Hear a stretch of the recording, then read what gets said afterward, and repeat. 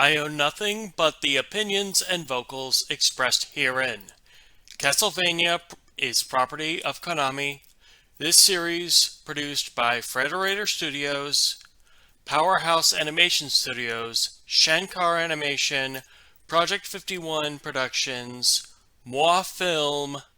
Please support the official release. We open on the ambush invasion. Ratco looks like he's been waiting to cut loose. No pun intended.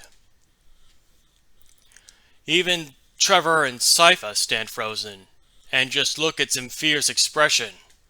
What must be going on in that mad mind of hers? Credit to the animators, although there's not a lot I can show of the following bloodbath. But after Varney does a hop over the holy water that everyone else needs to evade through a bridge, there's an interesting animation shift when Trevor makes his first interception of Ratco. During the intercept, the animation shifts to a fade-in, fade-out style between the frames, with a serious drop in volume.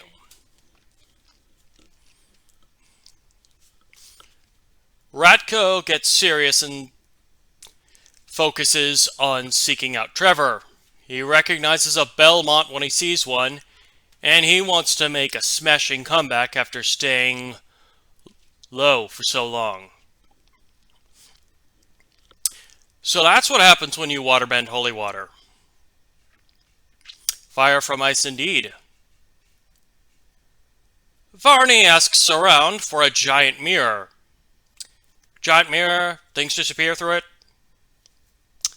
I told you there'd be even more of those. But when he can't get his answers from men in shock, he just bloodlessly kills them without even feeding, and broadcasts his intentions to the rest of the glorified cellar. And then we suddenly shift the siege on Count Dracula's castle. Alucard is swarmed with even more of these ugly spider things. And whenever someone from the village dies, their pink-washed soul flies along, guided by the marks Songermain placed on the walls in the previous episode. The key that the alchemist gave him will be used to gather their power and open the door to hell. Well, all is in readiness.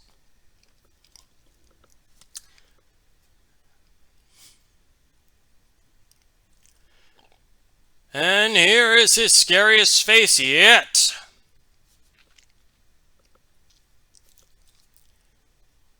You know, if I wed someone, not trying to deceive me this time, remind me to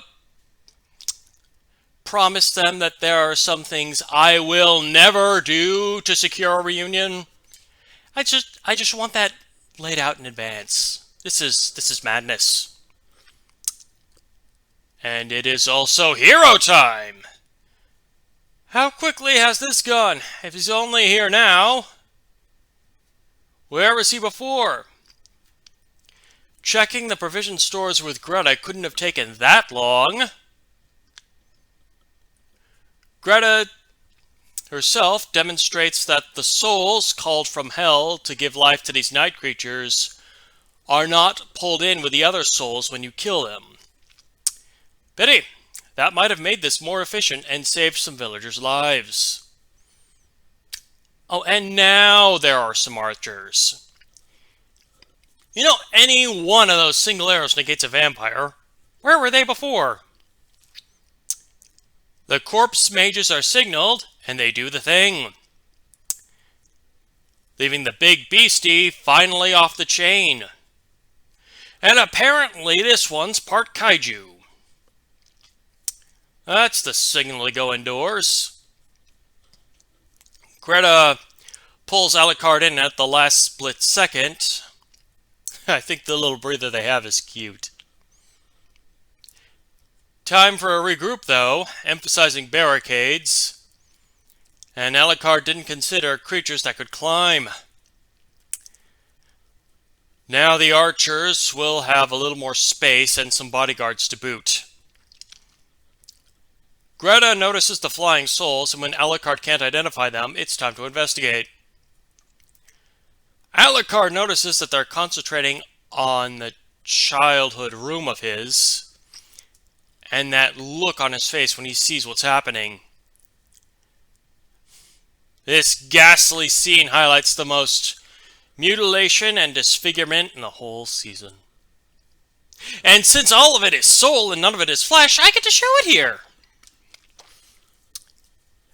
Detailing the villainous master plan and shrugging off the rage of his host. And that's what the other control ring was for. And now the castle doors have been breached, and oh, look who's back. The battle has begun anew downstairs, and ooh, nice one. Pity it wasn't an option before, and now you have to go get your sword back. Back to the falling court underground, Sypha demands that Zamfir stop protecting relics and start protecting people, as she was clearly trained to do. In episode 6, Isaac mentioned that he felt something very distinct from madness, speculating that he might have finally gone sane. Will that happen to Zamfir? Given the exhaustion that's been catching up to them all season, it takes me a little difficulty to believe that this is not their last battle of the night. Meanwhile, Varney has skulked about this whole time, seeking nothing but said mirror. No blood or soot on him that wasn't there when he came in. Ratco exposits this and that, highlighting what a mirror he is to Trevor. What was that last time about what war is and what was mere prattle? He hasn't mentioned the mirror prior. It's like it's not even a concern of his, but it's all his partner wants. Some shivs push him before he can finish Trevor off, but then they freeze just like deer in headlights. At least they're looking at him while he voices his possible hygiene concerns. Maybe personal space? Possibly he's upset because this means his guard was down and his flank was wide open. Oh, can't let that spread. Zamfir takes it in their place, though, declaring that her people will have a future in spite of him. But this is enough of a diversion for Trevor to rally and finally whip out the Holy Cross. That's not officially its name, according to the online sources, but we haven't seen that from the games here yet, and it's cross-shaped for a purpose. It explains the shape of the cross in this world, and it's crazy powerful. So yes, I'm going to keep calling it that. Case in point, Ratco does not last after one hit from that thing. I wonder if this means that the geometric switchblade is overpowered or something. Finish it for me. Zamfir's last words, which Sypha does very quickly, venting her frustration through lots of fire. Varney finally finds the mirror, largely by accident, and his little portal show attracts Trevor and Sypha's attention. Of course, he flees while keeping the door open for them to follow, although it's moving. They won't land quite where he is.